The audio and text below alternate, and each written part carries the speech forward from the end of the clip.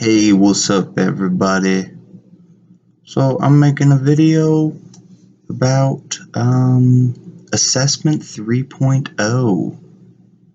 So this is a book by Mark Barnes. And yeah, it's about assessment. And it's called 3.0, not because it's the third book in his series. Actually, we'll just get to that in a second. We can talk about why it's 3.0. So basically, the main idea of the book is that grading can be changed. In fact, he thinks it can be changed to the point of no grading at all, essentially. Grading is a day-to-day function in a classroom. It's just what teachers, according to him, have just accepted as the way to assess. You have the ABC model, which we've been using for 100 years now, and everybody uses it. Businesses use it, schools use it. He says it's just the accepted way to assess students' work.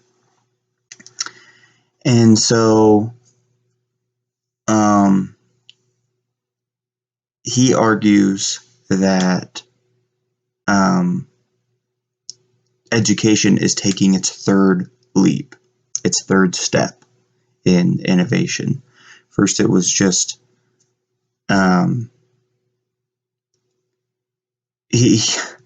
I don't know if this is historically accurate. Actually, it's not even important, so I'm not even going to talk about it. It's just called Assessment 3.0.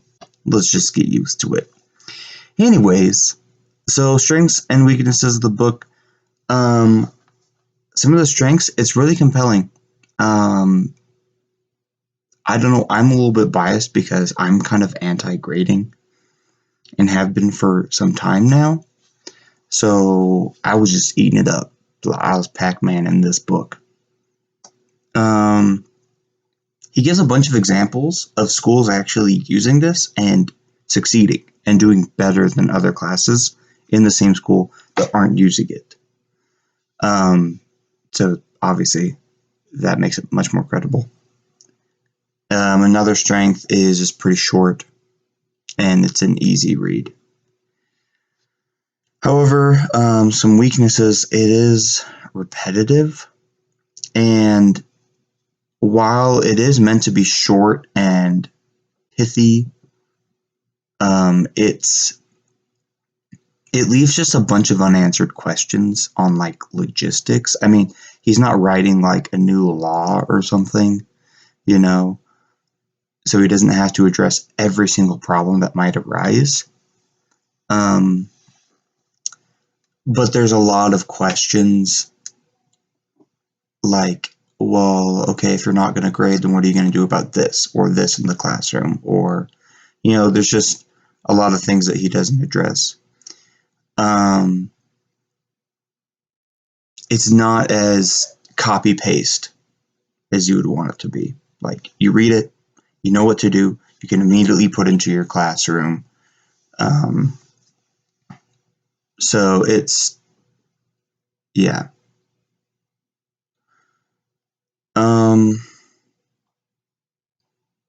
So this book contributes to our understanding of what assessment is and what it does.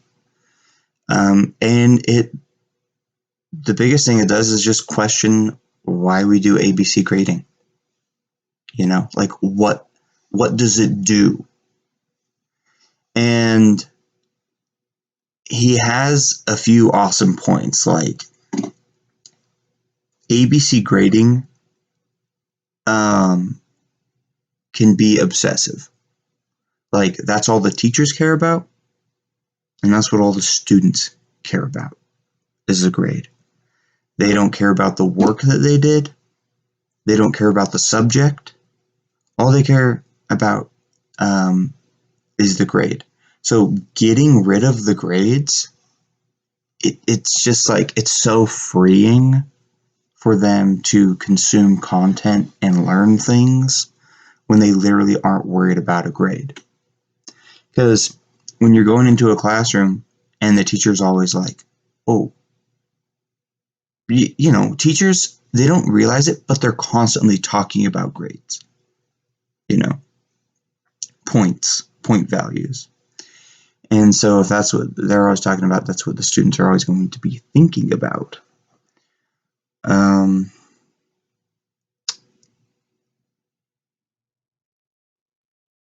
Yeah, let's see. So how can it be used in social studies?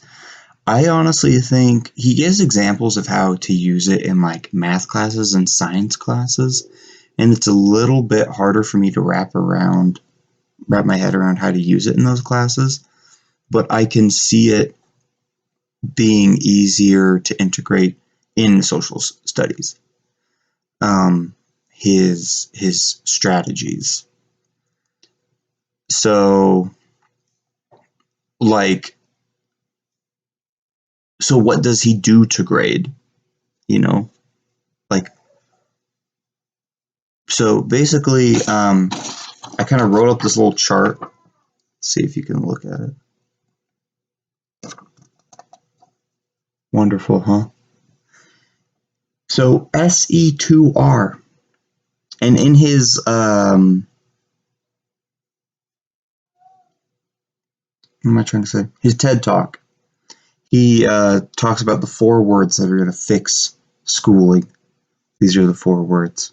One of them is actually a number, but whatevs. This is the grading system.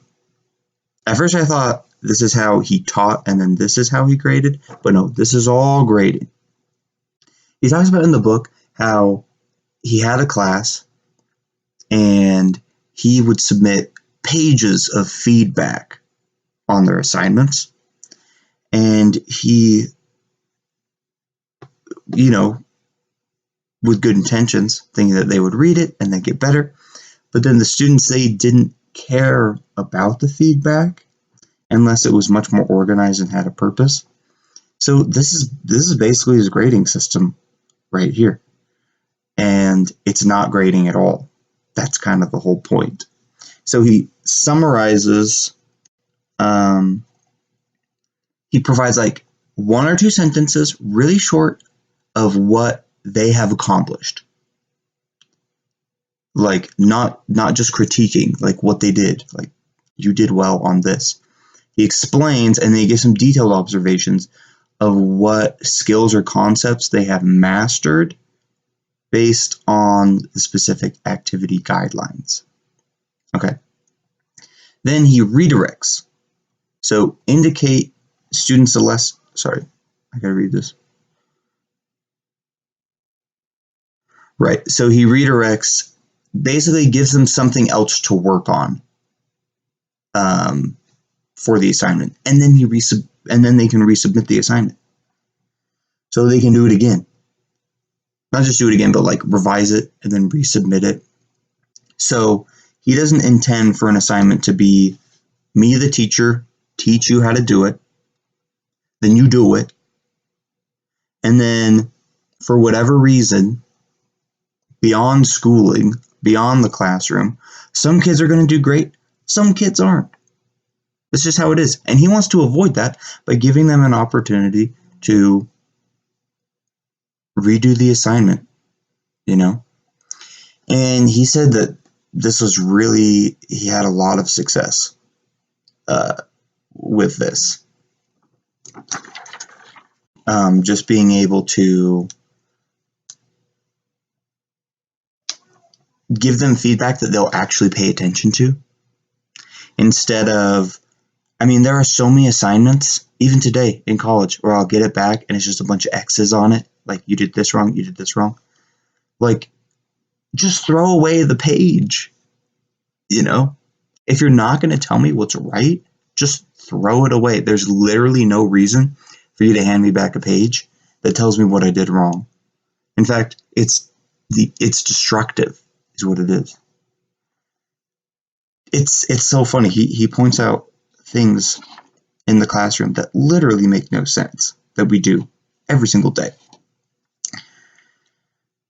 Okay, so it makes you ask, well, what about your grade report? What about what your parents see? Speaking of parents, he says that parents care more about grades than teachers and students. Like, those are the people that have to adjust the most. So, should you read this book? Um, I think it's pretty good. I would say yes.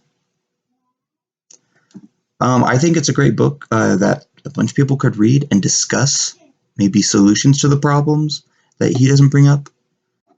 Um, and if you're not planning on redoing your grading system, or if you don't think that teachers or that your school will let you redo your grading system, I think it's good enough so that it's good enough of a read for you to just look at your students differently and see how destructive grading is, like ABC grades, because it was totally destructive for me because I obsessed over grades and I learned nothing.